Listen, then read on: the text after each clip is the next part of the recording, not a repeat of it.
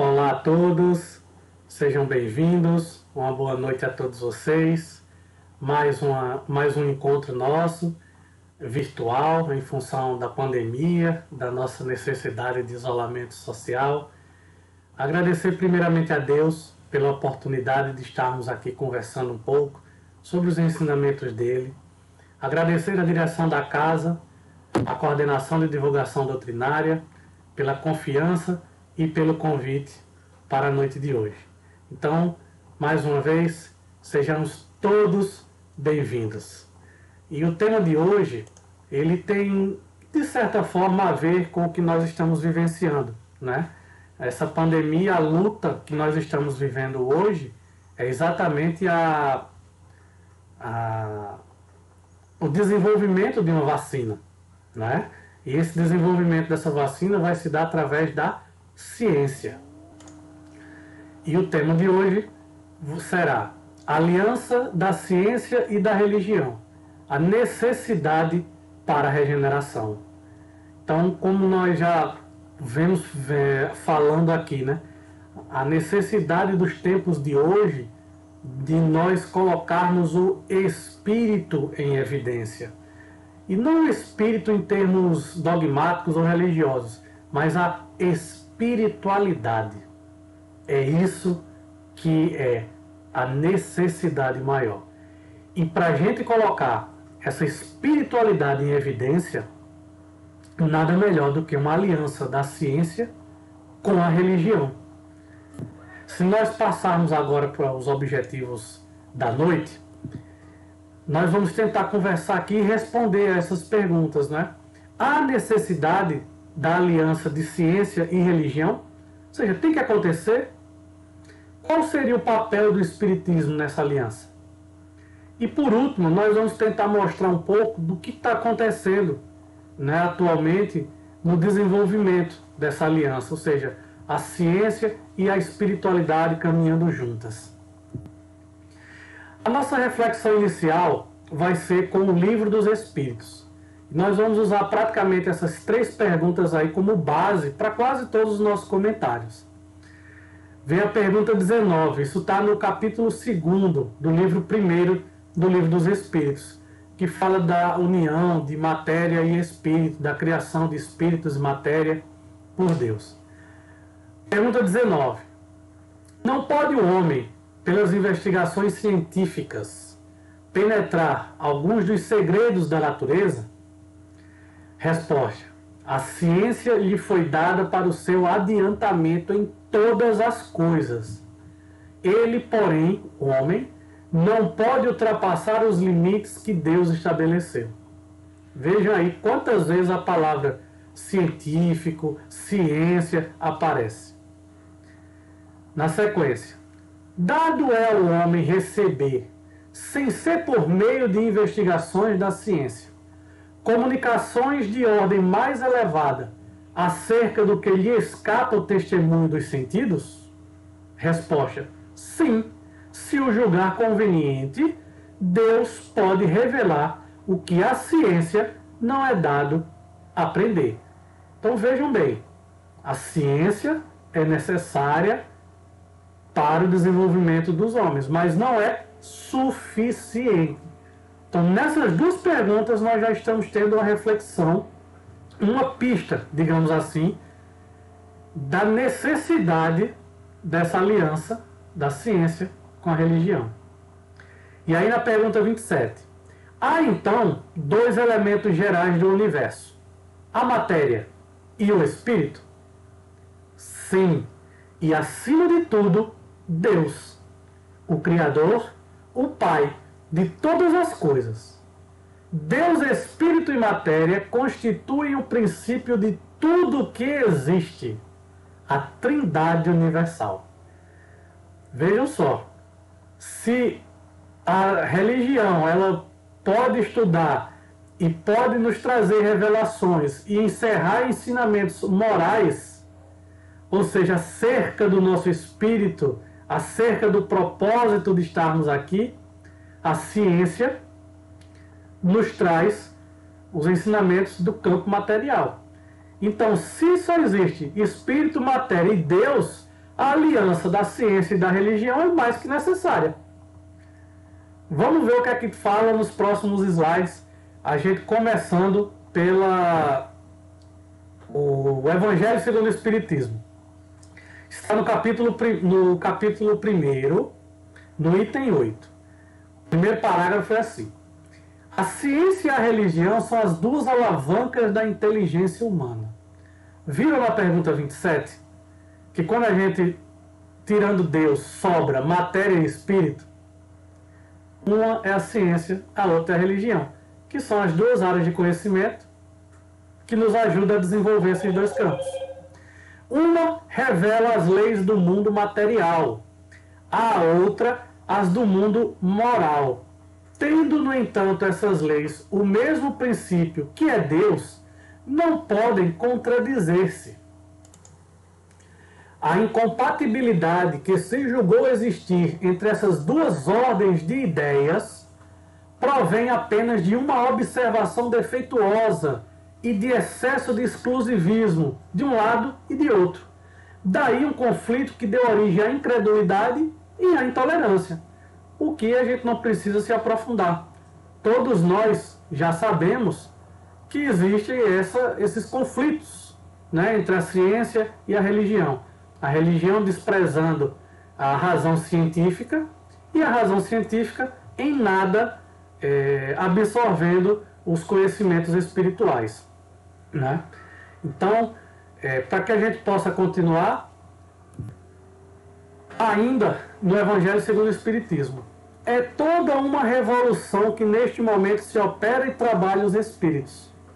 Após uma elaboração que durou 18 séculos, lembrando que esse livro foi escrito no século XIX, né, em 1861, chega ela à sua plena realização e vai marcar uma nova era na vida da humanidade. Fáceis são de prever as consequências.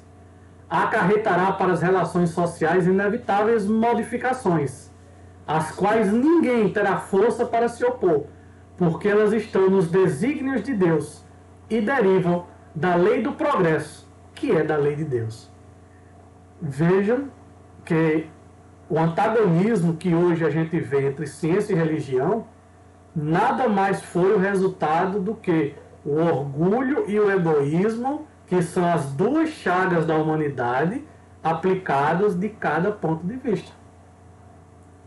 Ou seja, nós estamos nessa aparente contradição entre ciência e religião devido a nós mesmos. Isso não foi Deus. Deus, matéria e espírito. E nós vamos ver um pouquinho mais na frente que Deus dá a ciência para que nós, homens encarnados, possamos nos desenvolver. Então, qual é o papel do Espiritismo nisso tudo, né? Eu gostaria de ler aqui um trecho de vocês da Revista Espírita, de dezembro de 1868. É quando Kardec, a gente tem aquele texto de Kardec sobre o Espiritismo ser ciência, ser religião ou não, perdão, ser religião ou não. Então, Kardec diz assim: o Espiritismo é uma religião? Ora, sim, sem dúvida, senhores, no sentido filosófico. O Espiritismo é uma religião e nós nos vangloriamos por isto, porque é a doutrina que funda os vínculos da fraternidade e da comunhão de pensamentos. Existe todo um texto antes dessa parte que eu estou lendo, e é exatamente sobre o cunho das reuniões espíritas, que não era somente para se investigar os fenômenos, era sobretudo de comunhão a Deus. Não sobre uma simples convenção, mas sobre bases mais sólidas, as próprias leis da natureza. Então ela é, no sentido filosófico, ela é uma religião porque ela encerra ensinamentos morais, ela encerra consequências morais. Por que então nós temos declarado que o Espiritismo não é uma religião? Segue o texto. Em razão de não haver senão uma palavra para exprimir duas ideias diferentes, e que, na opinião geral, A palavra religião é inseparável da palavra culto, porque desperta exclusivamente uma ideia de forma que o Espiritismo não tem. Então vejam bem, o Espiritismo é e não é religião, é e não é ciência. Então, no cunho filosófico, sim, é uma ciência porque encerra ensinamentos morais. E é uma ciência de observação, mas uma ciência de observação do campo moral, do campo espiritual, e não uma ciência ordinária que visa exclusivamente os fenômenos materiais da natureza. Então aqui, o que a gente pode encontrar ainda no Evangelho segundo o Espiritismo? O Espiritismo é de ordem divina, pois que se assenta nas próprias leis da natureza. E estáis certos de que tudo que é de ordem divina tem grande e útil objetivo. A ciência desenvolvida à custa do que é ordem moral, mas conduzindo-vos ao bem-estar material, redundava em proveito dos espíritos das trevas. Como sabeis, cristãos, o coração e o amor têm de caminhar unidos à ciência. Veja aí, esse é o papel do Espiritismo. Ou seja, é aquele elo entre a ciência e a religião. Ou seja, é aquele elo em que não nega a ciência material, em que sabe da necessidade da ciência material para o desenvolvimento do intelecto da humanidade, mas também o desenvolvimento desse intelecto não é simplesmente só por se desenvolver. Existe um objetivo nesse desenvolvimento, que é o desenvolvimento moral, né? Para que a gente possa ter a fraternidade, que a gente possa ter a caridade e que a gente possa ter a humildade, que são os remédios contra o orgulho e o egoísmo, que são as duas chagas da humanidade. Né? Nas pesquisas que nós fizemos para esse trabalho de hoje, eu achei um site chamado Os Espíritas, que tem um texto chamado Permissão de Deus para as Descobertas Científicas, de autoria de Silvio Moraes. Ele diz assim: Kardec não levou a religiosidade para a ciência. Ele trouxe a ciência para dentro da religiosidade e manteve sempre como deve ser, imparcial e lógica. Então, um depoimento pessoal, né? Quando eu entrei na doutrina espírita, antes de ler o primeiro livro, a primeira obra que eu li foi o Evangelho segundo o Espiritismo, eu já achava que era Deus que permitia que os homens usassem a ciência para se desenvolver e para explicar. Então, quando eu comecei a ler, foi aquela química, na hora eu fiz, nossa, alguém já pensava como eu, e eu nunca tinha lido isso em lugar nenhum. Então, a partir daí eu comecei a estudar e pude me dizer espírita, finalmente. Então, a gente tem que entender isso, ou seja, Kardec trouxe a ciência para dentro da religiosidade. Sempre o espiritismo, o objetivo é a melhoria nossa, é a evolução espiritual. Sendo que a ciência é uma alavanca importantíssima para isso. Então, continuando aqui com o papel do espiritismo. Isso agora está na Gênese. Gente, quem puder, quem tiver a oportunidade, leia o capítulo, pelo menos o capítulo 1 da Gênese. Nós vamos mostrar aqui o item 16, o item 50 e o item 55, para que a gente possa entender, né, essa aliança e o que é que o Espiritismo tem a facilitar esse trabalho. Assim como a ciência propriamente dita tem por objetivo o estudo das leis do princípio material, lembra que esse princípio está lá no Livro dos Espíritos?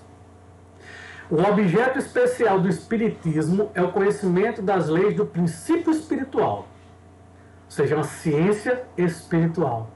Ora, como este último princípio é uma das forças da natureza a reagir incessantemente sobre o princípio material, a prova somos nós.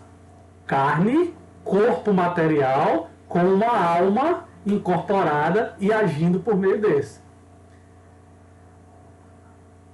Incessantemente sobre o princípio material e reciprocamente, segue-se que o conhecimento de um não pode estar completo sem o conhecimento do outro. O Espiritismo e a ciência se completam reciprocamente. A ciência, sem o Espiritismo, se acha na impossibilidade de explicar certos fenômenos só pelas leis da matéria. Ao Espiritismo, sem a ciência, faltariam o apoio e a comprovação, que todo aquele método científico de Kardec ele empregou na elaboração dos livros da codificação espírita. Se não, vejamos. Essa figura aí, eu não sei se está claro para todo mundo, se todo mundo consegue enxergar, mas isso são as etapas básicas do método científico. Então, existe a observação de um fenômeno que ninguém sabe o que é. Então, ocorreu um fenômeno. Depois o cientista ele formula perguntas que ele vai responder durante o seu experimento. Aí ele formula as hipóteses, ou seja, por que é que pode estar acontecendo esses fenômenos aqui? Realiza o experimento, analisa os resultados desse experimento e faz a sua conclusão. Será que com isso, com esse roteiro, a gente consegue imaginar Kardec trabalhando lá no século XIX? Pois bem, a observação, o que foi que Allan Kardec observou? O que é que levou Kardec para dentro do Espiritismo? A elaborar, a codificar o Espiritismo? Foi o fenômeno das mesas girantes. As irmãs Fox, nos Estados Unidos, com as manifestações inteligentes, com os fenômenos físicos ocorrendo dentro de casa. Então, esse é o fenômeno. Mesas girantes. Kardec, cético, até falou assim, na hora que me provarem que uma mesa tem cérebro para pensar e nervos para sentir, aí eu passo a acreditar nesse fenômeno das mesas girantes. Cético, ou seja, ele viu o fenômeno, mas não tirou nenhuma conclusão. E aí, o que é que poderiam ter sido as perguntas de Kardec? Por que é que esse fenômeno ocorre? Por que é que tantas pessoas estão dizendo que um cesto consegue, acoplado a uma caneta, consegue escrever coisas inteligentes? São possíveis perguntas que Kardec pode ter feito. Quais são as hipóteses que ele pode ter elaborado? Primeiro, fraude. Segundo, enganação. Terceiro, a existência de alguma inteligência que possa ter respondido aquilo. Ele formulou várias hipóteses. E aí, baseado nessas hipóteses, o que é que ele fez? Quem assistiu ao filme de Kardec viu que ele investigava onde iria acontecer os fenômenos.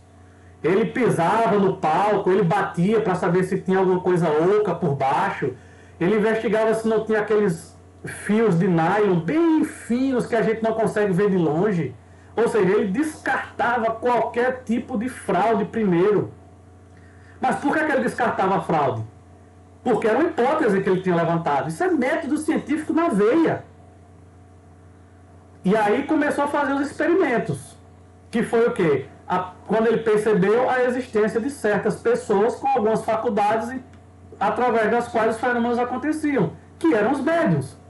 Que ele ainda não sabia que eram médiuns. E aí começou a fazer os experimentos com essas pessoas. E começou a formular questões inteligentes, receber informações de que aqueles médiuns não podiam ter o conhecimento. Outra coisa que ele fez como experimento, enviava as mesmas perguntas para vários médiuns em várias partes do mundo. Quando ele recebia as respostas, aí vem a análise, que as respostas batiam uma com a outra, ele aceitava aquela resposta. Ou seja, era uma análise dos resultados. Ou seja, quando a universalidade do ensino dos espíritos. Isso se chama. Então, quando havia essa concordância, Kardec construía a codificação. E a conclusão? A conclusão que ele chegou, que se toda causa tem um efeito, toda causa inteligente tem um efeito inteligente. E a causa desses efeitos inteligentes é a inteligência, ou seja, o princípio inteligente, o espírito, a alma das pessoas que viveram na Terra e que permanecem com a sua individualidade após a morte. Essa é a conclusão. Existem várias conclusões no Livro dos Espíritos, né? Que o mundo espiritual se relaciona conosco, enfim, várias coisas. Então, esse é o método científico. Lembra aquela frase de antes que diz que Kardec trouxe a ciência para dentro da religiosidade? Está explicado aí. O papel do Espiritismo, ainda continuando, ó. Já estamos no item 50 da Gênese. Tinha ela, a doutrina espírita, que ser ao mesmo tempo produto de um ensino e fruto do trabalho, da pesquisa e do livre exame. Os espíritos não ensinam senão justamente o que é mister, ou seja, o que é necessário para guiar o homem no caminho da verdade, mas também abstém-se de revelar o que ele, homem, pode descobrir por si mesmo. Então a ciência, como foi dito no Evangelho segundo o Espiritismo, no capítulo 1, também é uma alavanca da humanidade. É através dessa alavanca que a gente consegue. Ou seja, nós temos que trabalhar. O mérito tem que ser nosso, as descobertas têm que ser por nós através da ciência. E aí, continuando o texto, deixando-lhe o cuidado de discutir, verificar e submeter tudo ao cadinho da razão, deixando mesmo, muitas vezes, que se adquira experiência à sua custa. Ou seja, são os aprendizados dolorosos. Fornecem-lhe o princípio os materiais. Cabe ao homem aproveitá-los e pô-los em prática. Que o Espiritismo vem nos mostrar que é a elevação do sentimento. Ou seja, é descobrirmos o propósito de estarmos aqui na Terra, evoluindo junto com a ciência ajudando o desenvolvimento da humanidade, mas com um propósito de se ajudar mutuamente, que é quando nós vamos conseguir colocar em prática de forma plena caridade e humildade.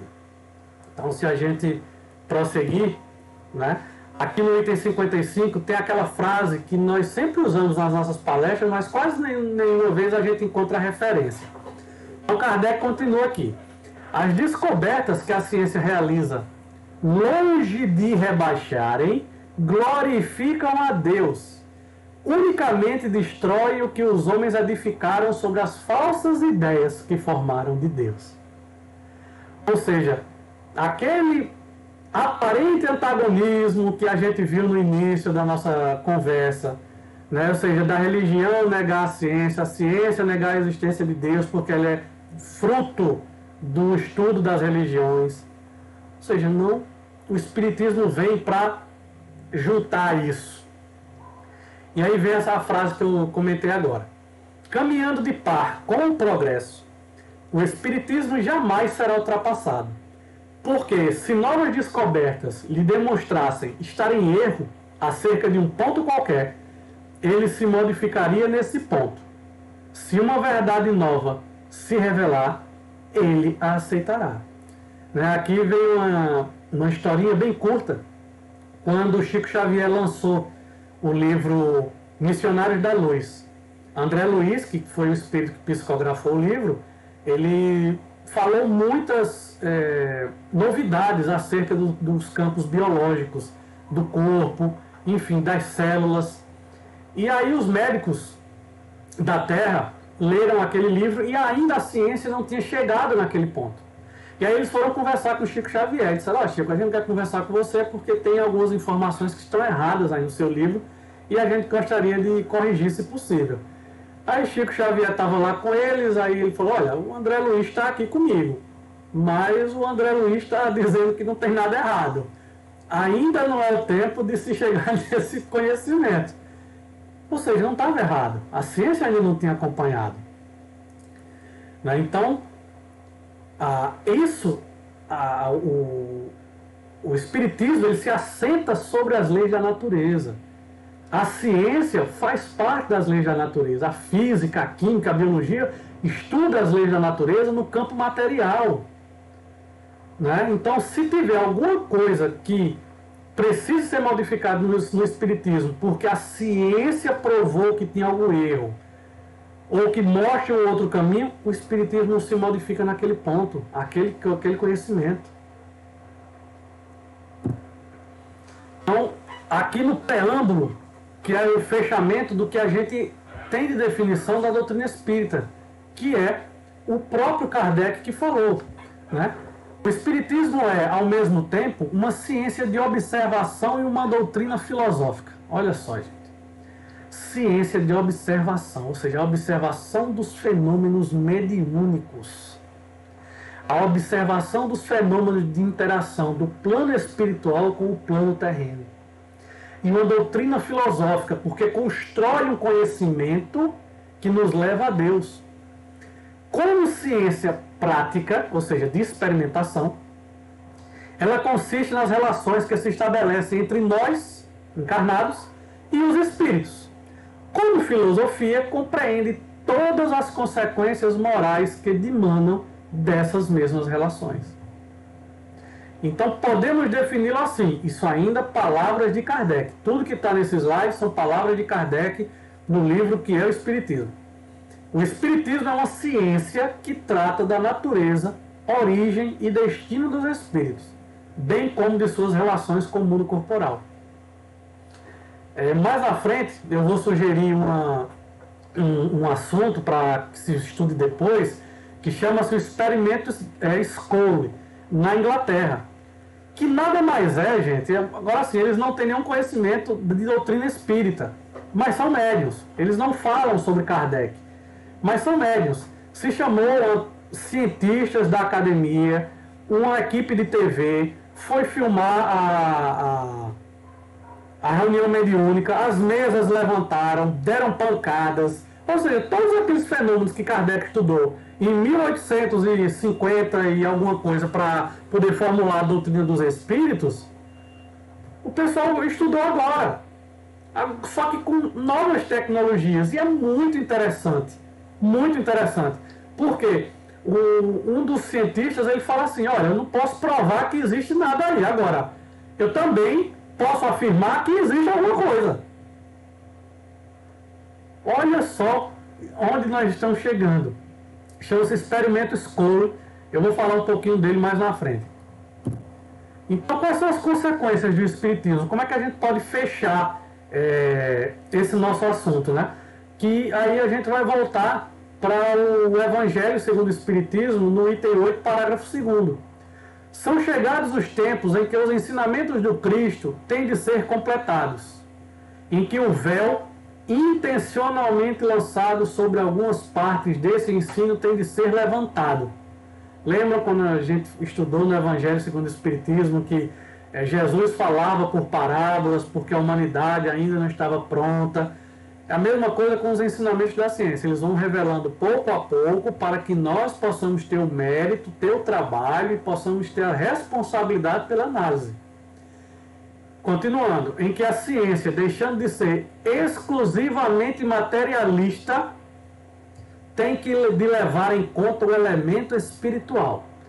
E em que a religião, deixando de ignorar as leis orgânicas e imutáveis da matéria, como duas forças que são, apoiando-se uma na outra e marchando combinadas, se prestarão mútuo concurso.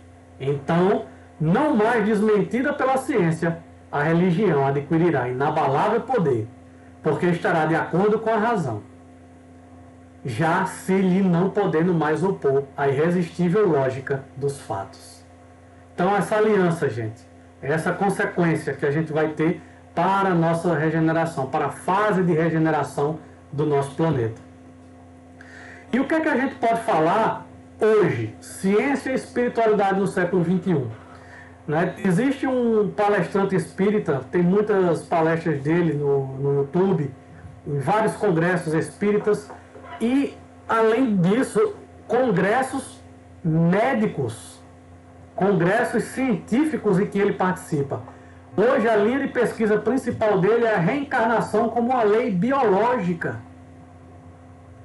Que aí ele fala, para a gente falar para um público médico, num congresso científico médico, nós não falamos em reencarnação, nós falamos em palingênese, se eu não me engano. Era essa palavra. palingenesia, que é o estudo da reencarnação. Ou seja, quando você tira o nome reencarnação e coloca palingenesia, os médicos passam a ouvir, passam a estudar. As experiências de quase morte do Dr. Sam Parnia nos Estados Unidos, que são aquelas experiências em que as pessoas normalmente acontecem em hospital ou depois de um acidente, ficam em coma, o seu espírito ele se emancipa do corpo e ele consegue enxergar tudo que está acontecendo ali, consegue enxergar o corpo, consegue enxergar o resgate, consegue enxergar os médicos fazendo a cirurgia, ou seja, demonstrando que a consciência permanece intacta e que ela sobrevive à morte do corpo. Os casos sugestivos de reencarnação, tem um livro chamado 20 casos sugestivos de reencarnação, do Dr. Ian Stevenson, também nos Estados Unidos. O experimento Scole, que eu tinha falado antes, pesquisem no YouTube, investigações após a vida, da Posat Filmes. Vocês vão ver esse experimento. É muito interessante. Quando eu vi isso pela primeira vez, esse documentário, eu disse, poxa, imagina Kardec com a tecnologia de hoje, fazendo esse tipo de experimento. O Dr. Sérgio Felipe, que também é um grande palestrante espírita, os trabalhos sobre a glândula pineal, publicou artigos em revistas científicas, não falando das funções apenas fisiológicas da glândula pineal, mas da glândula como sendo a grande responsável por essa interação espírito-matéria.